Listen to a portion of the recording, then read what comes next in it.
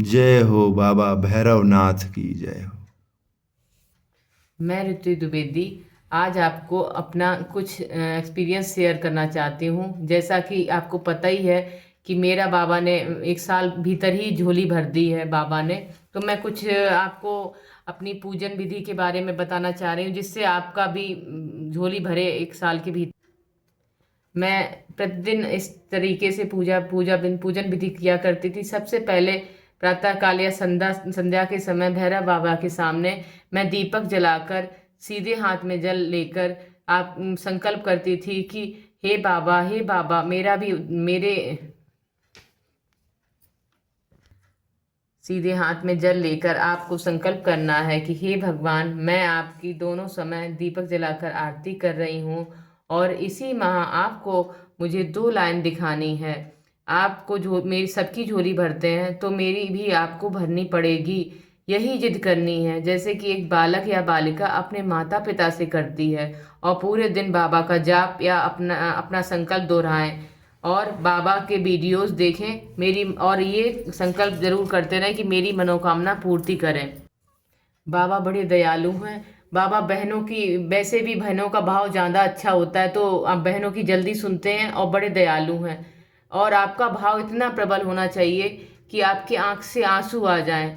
आरती करने के बाद आप 10 मिनट तक भैरव बाबा के दर्शन कर निहारिए। और भैरव बाबा को निहारते समय उस समय याद करिए कि जब लोग आपको ताना मार रहे थे, डॉक्टर ने भी मुंह फेर लिया था और आपके अपने ही आपको ताना मारते हैं। लेकिन क्या है ना कि ताना मारने से कोई फर्क नहीं आपको पड़ना चाहिए, क्योंकि आपका भाव ही इतना मजबूत होता है कि भगवान की श्रद्धा भाव धीरे धीरे आपका इतना मजबूत हो जाए कि ताने से कोई फर्क ही नहीं पड़ेगा। और ये बात आप याद रखें कि दीपक जो जलाएं या प्रातः काल या शाम की वंदना करें तो आप एकांत में बैठ के करें, जब जिससे कि कोई आपको डिस्टर्ब ना करे और आपका ध्यान केंद्रित रहे भगवान की ओर। और पूजा करते समय यही भाव आना चाहिए कि मेरी दोनों लाइन आएंगी, मेरी 2 लाइन आने ही वाली हैं इस महीने, तो मेरी 2 लाइन अवश्य ही पूरी होंगी और मेरा संकल्प भी पूरा होगा।